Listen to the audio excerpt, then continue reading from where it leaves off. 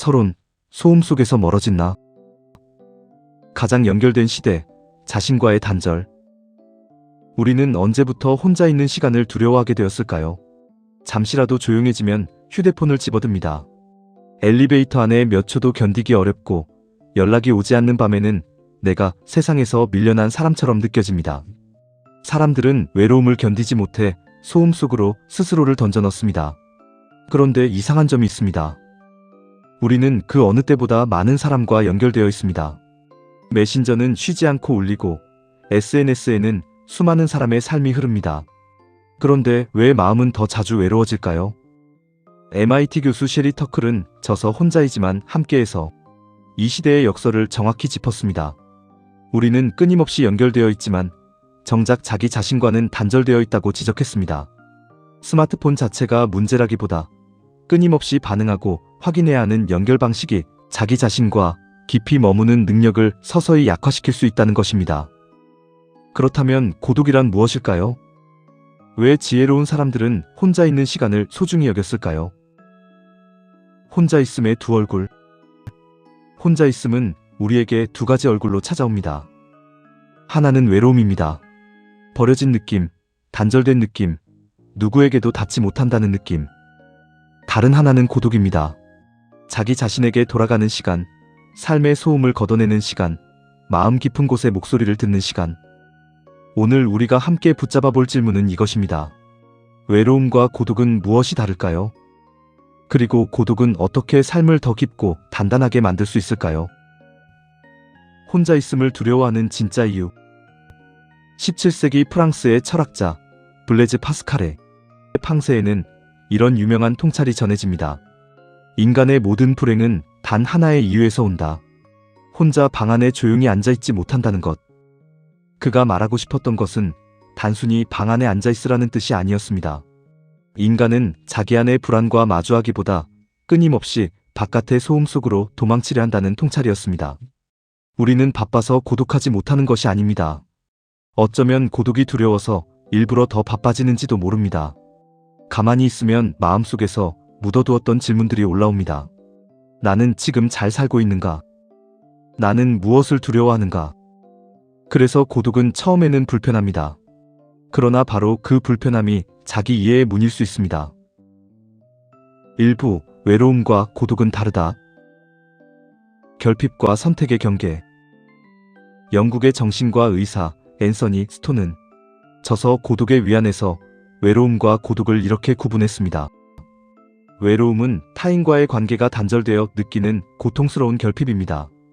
원하지 않았는데 관계 밖으로 밀려난 느낌, 내 마음을 알아줄 사람이 없다고 느끼는 수동적인 상태입니다.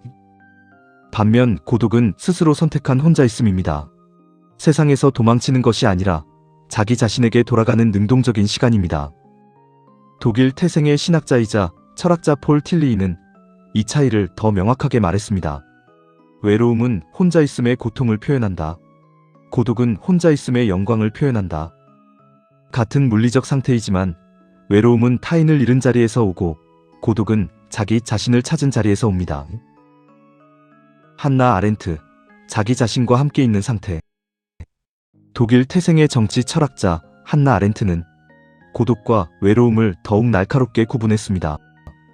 아렌트에게 고독은 자기 자신과 대화할 수 있는 상태였습니다. 혼자 있지만 내면의 대화가 흐르는 상태. 반면 외로움은 자기 자신과도 함께 있지 못하는 상태였습니다. 이 차이는 매우 중요합니다. 고독은 혼자 있음이지만 그 안에는 내면의 대화가 있습니다. 외로움은 사람들 속에서도 찾아오지만 그 안에는 대화가 끊긴 마음이 있습니다. 함께 있어도 마음을 나눌 사람이 없으면 외롭고 혼자 있어도 자신과의 관계가 끊어지지 않았다면 고요할 수 있습니다. 외로움은 마음에만 머물지 않는다. 고독이 가치 있다고 해서 외로움을 낭만화해서는 안 됩니다. 지속적인 외로움과 사회적 고립은 이제 개인의 감정을 넘어 공중보건의 문제로 다뤄지고 있습니다. 2023년 미국 외과의사회장 비백 머시는 사회적 연결 부족이 조기 사망 위험 측면에서 하루 담배 15갭이 흡연에 비견될 수 있다고 경고했습니다. 세계보건기구도 같은 해 사회적 연결위원회를 출범시켰고 2025년 보고서에서는 전 세계 6명 중 1명이 외로움을 경험하며 이로 인한 사망자가 매시간 100명에 달한다고 밝혔습니다. 그러므로 이 영상이 말하는 고독은 관계가 필요 없다는 말이 아닙니다. 사람에게는 따뜻한 연결이 필요합니다. 다만 관계만으로는 자기 자신을 대신할 수 없다는 것입니다. 고독과 관계, 이 두 가지가 균형을 이룰 때 삶이 온전해질 수 있습니다. 2부, 철학이 발견한 고독의 본질. 소로, 고독보다 다정한 동행은 없다. 1845년 헨리 데이비드 소로는 도끼 하나를 들고 월든 호숫가로 들어가 2년 2개월을 혼자 살았습니다. 그는 사람들과 완전히 단절되기 위해 숲으로 들어간 것이 아니었습니다. 삶에서 무엇이 본질이고 무엇이 불필요한 소음인지 보기 위해 거리와 침묵을 선택했습니다. 소로는 저서 월든에서 이렇게 말했습니다. 나는 고독보다 더 좋은 동행을 찾지 못했다. 이 말은 사람이 필요 없다는 뜻이 아닙니다. 오히려 자기 자신과 함께 할 수 있는 사람만이 타인과도 더 자유롭게 만날 수 있다는 뜻에 가깝습니다. 혼자 있는 시간을 견디지 못하는 사람은 관계에 매달리기 쉽습니다. 그러나 고독을 배운 사람은 관계 속에서도 자신을 잃지 않습니다. 토머스 머튼, 더 깊이 사랑하기 위해.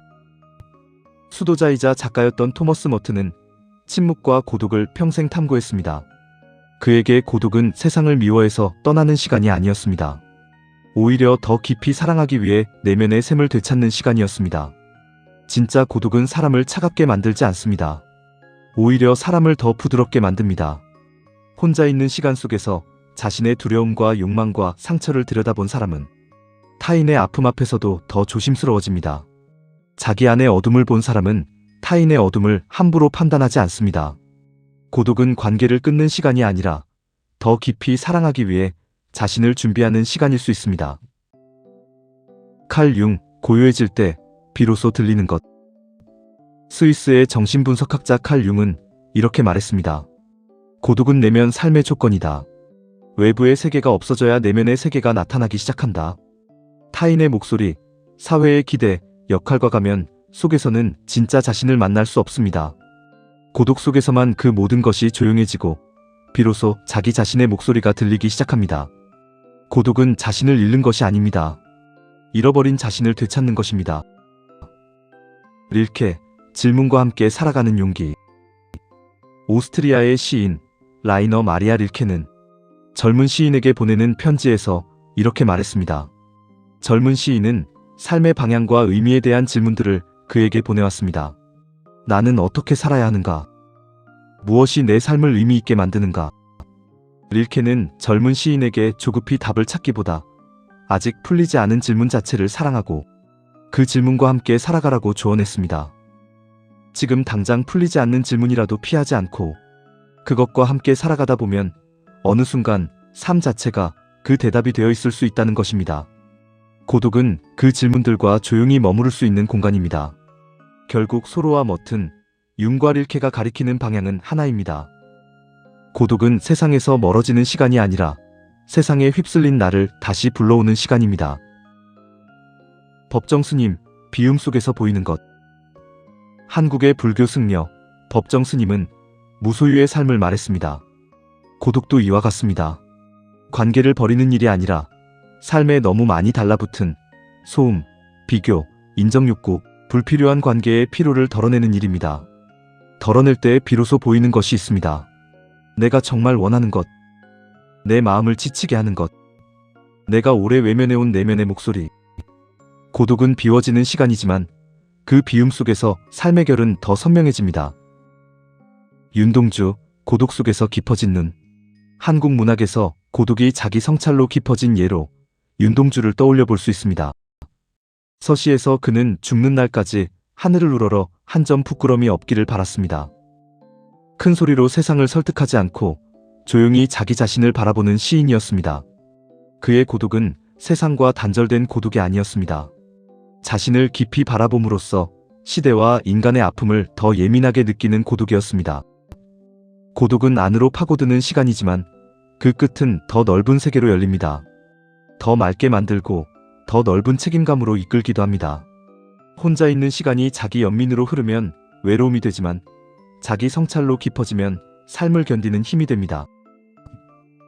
김훈, 고독은 삶의 조건이다. 한국의 소설가 김훈은 고독을 삶에 피할 수 없는 조건으로 바라보았습니다.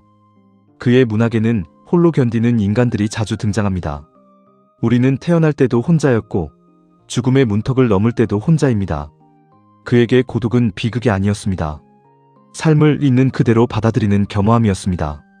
그의 통찰은 이것입니다. 자신의 외로움을 스스로 견디는 사람만이 타인에게 기대지 않고 성숙한 관계를 맺을 수 있다는 것. 혼자서 온전히 서 있는 사람만이 다시 누군가를 진심으로 환대할 수 있다는 것입니다. 3부 뇌과학과 심리학이 밝힌 고독의 힘. 아무것도 안 할 때 깨어나는 뇌. 뇌과학에서 발견된 흥미로운 사실이 있습니다.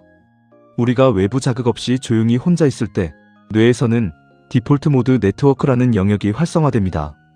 이 네트워크는 자기 성찰, 공감, 창의적 연결, 미래 계획 등 매우 중요한 기능을 담당합니다. 놀라운 것은 외부 자극에 집중할 때는 이 영역이 오히려 비활성화된다는 것입니다. 스마트폰을 보고 영상을 틀고 끊임없이 정보를 받아들일 때 뇌는 수동적으로 처리하는 상태가 됩니다. 반면 아무것도 하지 않고 조용히 있을 때 뇌는 가장 깊은 방식으로 일하기 시작합니다. 창의적인 아이디어가 샤워할 때 떠오르는 이유가 여기에 있습니다. 고독이 창의성을 돕는다는 말은 단순한 낭만만은 아닙니다. 조용한 시간 속에서 뇌는 흩어진 경험들을 다시 연결하고 우리는 그 사이에서 자기 자신을 더 깊이 돌아볼 수 있습니다.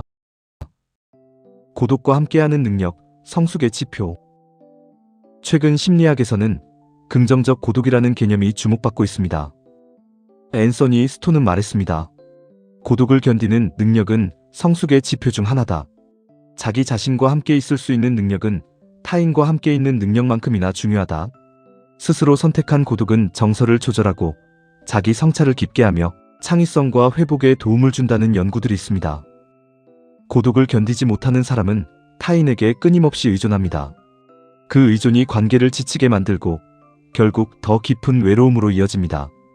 반면 고독을 편안하게 받아들일 수 있는 사람은 관계에서도 더 자유롭고 더 풍요롭습니다. 고독은 나를 다시 정렬하는 시간. 우리는 하루 동안 너무 많은 목소리를 듣습니다. 뉴스, 타인의 평가, 회사와 가족의 요구, SNS 속 비교의 언어. 그 많은 소리 속에서 내 마음의 목소리는 쉽게 묻힙니다. 그러다 어느 순간 내가 원하는 것과 남들이 나에게 원하는 것을 구분하지 못하게 됩니다. 고독은 이때 필요합니다. 고독은 흩어진 마음을 다시 모으는 시간입니다. 내 감정이 정말 무엇인지, 내가 왜 지쳤는지, 어떤 관계가 나를 살리고 어떤 관계가 나를 소진시키는지 천천히 알아차리는 시간입니다. 고독이 삶을 깊게 만드는 이유는 그 시간이 우리를 바깥의 소음에서 내면의 본질로 돌려놓기 때문입니다. 함석헌, 홀로 있는 사람이 함께 있을 수 있다. 한국의 사상가 함석헌의 사유를 빌리면 진정한 함께함은 자기 자신과 먼저 만나는 데서 시작됩니다. 자기 자신을 만나지 못한 사람은 타인과 함께 있어도 쉽게 휩쓸리고 홀로 설 수 있는 사람은 다시 세상과 더 깊이 만날 수 있습니다. 함석헌은 개인의 내면적 고독과 자기 성찰이 모든 변화의 출발점이라고 보았습니다. 세상을 바꾸려면 먼저 자신의 고독 속으로 깊이 내려가야 한다는 것. 고독은 사회로부터의 도피가 아니라 더 깊이 세상에 참여하기 위한 내면의 준비라는 것입니다. 4부, 고독을 견디는 사람은 왜 단단해지는가? 감정과 마주하는 용기. 혼자 있는 시간을 견디는 사람이 단단해지는 첫 번째 이유는 자기 감정을 피하지 않기 때문입니다. 불안하면 불안한 대로, 외로우면 외로운 대로, 허전하면 허전한 대로 그 감정을 바라보는 연습을 합니다. 감정은 피할수록 커지고 바라볼수록 조금씩 형태를 드러냅니다. 무엇인지 모를 때 감정은 가장 무겁습니다. 이름을 붙이는 순간 조금씩 힘을 잃습니다. 나는 지금 버려진 것이 아니라 그저 외로운 것이다. 나는 지금 실패한 것이 아니라 잠시 방향을 잃은 것이다. 이렇게 구분할 수 있을 때 마음은 조금씩 단단해집니다. 삶의 기준을 되찾는 시간. 고독이 삶을 단단하게 만드는 두 번째 이유는 자기 중심을 회복하게 한다는 것입니다. 사람들 속에 오래 있으면 우리는 비교하기 시작합니다. 누가 더 성공했는지, 누가 더 사랑받는지, 비교가 오래되면 내 삶의 기준이 바깥으로 넘어갑니다. 하지만 고독 속에서는 다시 물을 수 있습니다. 나는 정말 무엇을 소중히 여기는가? 남들이 좋다고 하는 삶이 아니라 내가 납득할 수 있는 삶은 무엇인가? 이 질문을 할 수 있는 사람은 쉽게 휩쓸리지 않습니다. 그는 세상의 속도와 자기 삶의 속도를 구분할 수 있습니다. 관계를 성숙하게 만드는 힘. 세 번째 이유는 고독이 관계를 더 성숙하게 만들기 때문입니다. 혼자 있을 수 없는 사람은 관계를 의존으로 바꾸기 쉽습니다. 상대가 나를 채워주어야 하고 나의 불안을 없애주어야 합니다. 그러나 이것은 상대에게 짐이 됩니다. 반대로 고독을 배운 사람은 타인에게 모든 것을 요구하지 않습니다. 자기 외로움의 일부를 스스로 돌볼 줄 압니다. 그래서 관계가 더 가벼워지고 더 자유로워집니다. 좋은 관계는 각자의 고독을 존중하면서도 서로의 곁에 머무를 수 있는 관계일 수 있습니다. 외로움 넘어 고독으로. 유교 전통에는 신독이라는 가르침이 있습니다. 홀로 있을 때도 자신을 속이지 않고 자기 마음을 조용히 살피는 태도입니다. 고독을 견디는 사람은 왜 단단해지는가? 그는 외롭지 않아서 강한 것이 아닙니다. 외로움을 지나 고독으로 들어가 머물 줄 알기 때문에 단단해지는 것입니다. 그 차이가 삶의 결을 만들어냅니다. 5부, 일상에서 고독을 살아내는 법. 고독을 흐리는 것.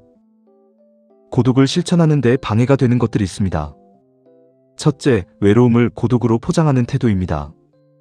마음이 너무 오래 무너져 있고 누구에게도 말할 수 없고 삶의 의욕이 사라진 상태라면 그것은 고독이 아니라 도움을 요청해야 할 외로움일 수 있습니다. 둘째, 고독을 자기 연민으로 흘려보내는 습관입니다. 혼자 있는 시간이 나는 왜 이렇게 혼자일까라는 생각만 반복하게 만든다면 그 시간은 깊어지기보다 더 아파질 수 있습니다. 셋째, 혼자 있는 시간을 끊임없이 자극으로 채우는 습관입니다. 몸은 혼자 있어도 계속 영상을 보고 SNS를 확인한다면 마음은 여전히 소음 속에 있습니다. 하루 10분의 고요. 고독은 거창한 산속에만 있지 않습니다. 오늘 밤 잠들기 전 10분 동안 휴대폰을 내려놓는 것. 혼자 걸을 때 음악을 잠시 끄고 그냥 걷는 것. 걷다 보면 생각은 처음에 흩어지지만 어느 순간 마음속에 엉킨 실이 조금씩 풀립니다. 짧은 문장을 적어보는 것도 도움이 됩니다. 오늘 내 마음에 가장 오래 남은 것은 무엇인가? 나는 요즘 무엇을 피하고 있는가? 내가 정말 원하는 것은 무엇인가? 이 질문 하나만 적어도 고독은 막연한 공허함이 아니라 자기 이해의 시간이 됩니다. 함께 있어도 나로 남는 법. 고독은 혼자 사는 사람에게만 필요한 것이 아닙니다. 가족이 있는 사람, 연인이 있는 사람, 친구가 많은 사람에게도 필요합니다. 그 시간이 없으면 우리는 쉽게 관계에 휩쓸립니다. 상대의 감정이 곧 내 감정이 되고 상대의 기대가 곧 내 의무가 되며 상대의 평가가 곧 내 가치가 됩니다. 고독은 관계를 끊는 시간이 아니라 관계 속에서도 나를 잃지 않게 하는 시간입니다. 결론, 혼자 있음 속에서 다시 만나는 나. 삶을 깊게 만드는 시간. 오늘 우리가 만난 사상가와 시인들은 서로 다른 시대를 살았지만 같은 방향을 가리키고 있었습니다. 고독은 세상에서 사라지는 시간이 아니라 세상의 소음에 묻힌 나를 다시 만나는 시간이라는 것입니다. 그리고 현대 심리학과 뇌과학도 그 고요한 시간이 자기 성찰과 회복, 창의성에 중요한 역할을 할 수 있음을 보여줍니다. 고독은 나를 버리는 시간이 아닙니다. 내가 나를 다시 찾아가는 시간입니다. 세상의 소리가 잠시 멀어질 때 비로소 들리는 마음의 소리가 있습니다. 그 소리를 외면하지 않고 천천히 들어주는 사람은 조금씩 깊어집니다. 오늘의 결. 첫째, 외로움과 고독은 다릅니다. 외로움은 원치 않는 단절이지만 고독은 자기 자신에게 돌아가는 선택의 시간입니다. 둘째, 고독은 관계를 거부하는 일이 아닙니다. 더 깊이 사랑하기 위해 내면의 샘을 되찾는 시간입니다. 혼자 있을 수 있기 때문에 타인에게 더 건강하게 다가갈 수 있습니다. 셋째, 고독은 내면의 소음을 걷어내고 자기 기준을 회복하게 합니다. 조용한 시간 속에서 내가 무엇을 원하는지, 무엇에 지쳐 있는지 알아차릴 수 있습니다. 넷째, 고독을 견디는 사람은 단단해집니다. 자신의 감정을 피하지 않고 바라볼 수 있기 때문에 쉽게 흔들리지 않습니다. 그는 외롭지 않아서 강한 것이 아니라 외로움을 넘어 고독으로 들어갈 줄 알기 때문에 단단한 것입니다. 다섯째, 아무것도 하지 않는 고독의 시간에 뇌는 가장 깊이 작동합니다. 창의성, 자기 성찰, 정서 회복은 모두 고독 속에서 자랍니다. 여섯째, 고독은 선택이지만 외로움은 신호입니다.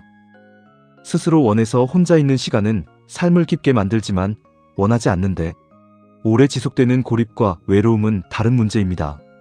그것은 방치할 것이 아니라 돌봄과 연결이 필요하다는 마음의 신호일 수 있습니다. 오늘부터 하나만. 오늘 하루 딱 10분만 시도해 볼 수 있습니다. 휴대폰을 내려놓고 음악도 끄고 아무것도 하지 않는 10분. 불편하면 그 불편함을 그대로 두어도 됩니다. 무언가를 해야 한다는 압박 없이 그냥 그 시간과 함께 있어 봅니다. 처음에는 아무것도 없는 것처럼 느껴질 수 있습니다. 그러나 이 시간이 쌓이면 어느 순간 그 안에서 자신의 목소리가 들리기 시작할 것입니다. 오랫동안 들리지 않았던 목소리가, 그 목소리를 듣기 시작하는 것이 삶의 결이 선명해지는 시작입니다. 외로움은 타인을 잃은 자리에서 옵니다. 고독은 자기 자신을 찾은 자리에서 옵니다. 그 차이를 아는 사람은 혼자여도 충만합니다. 보이지 않는 흐름이 우리를 여기까지 데려왔고 말해지지 않은 시간들이 지금의 우리를 만들었습니다. 삶은 언제나 흐르고 우리는 그 위에 결을 새기며 살아갑니다. 오늘도 끝까지 함께 해주셔서 감사합니다. 이 이야기가 당신의 삶을 조금 더 깊이 바라보는 눈이 되었기를 바랍니다. 한 번 들은 지혜는 스쳐 지나가지만 여러 번 들은 지혜는 비로소 내 삶의 언어가 됩니다. 마음에 닿은 부분이 있었다면 다시 한번 들어보십시오. 들을 때마다 새로운 것이 보입니다. 삶은 설명되지 않습니다. 다만 조용히 결로 쌓여갑니다. 삶의 결은 언제나 당신을 사랑합니다. 당신의 오늘이 어제보다 조금 더 단단해졌기를 바랍니다. 더 깊은 이야기를 가지고 다시 찾아뵙겠습니다.